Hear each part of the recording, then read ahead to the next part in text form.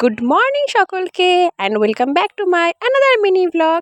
আজকের মর্নিংটা একটু বেশিই গুড আমার জন্য, কারণ এই সব পুচকে পাচকাদের সবার এক্সাম অবশেষে শেষ হয়েছে। মানে একদিন যে কি যাচ্ছিল আমার উপর দিয়ে সে একমাত্র আমিই জানি। যা বৃষ্টিটা হলো একদিন ধরে, পড়িয়ে ফেরার সময় এই কাঠের ব্রিজটাতে উঠে তো আমার রীতিমতো যে কি ভয় লাগছিল। মানে জলের লেয়ার আর ব্রিজ একেবারে সেম সেম।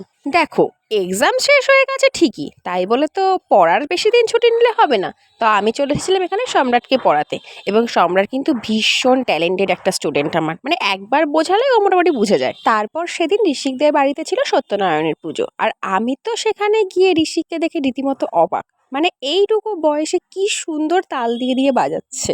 আর ওদের বাড়িটা নিয়ে তো আমার নতুন করে কিছু বলারই নেই। মানে ওটাকে বাড়ি বলবো না রাজবাড়ি বলবো, আমি সত্যিই সেটা ভাবছিলাম। তারপর আর কি, বর্ষাকাল মানেই তো তার সাথে লোডশেডিং ফ্রি। আর বহু বছর বাদে এরকম কারেন্ট অফ হয়ে গেছে, হেডিকেনে পড়াশোনা চলছিল, বেশ ছোটবেলার কথা মনে পড়ছিল। তারপর বাড়ি ফেরার সময় আমি নিয়ে এসেছিলাম একটু পপকর্ন, আর বোন বানিয়েছিল এদিকে ম্যাগি। খেতে কিন্তু দারুণ টেস্ট হয়েছিল।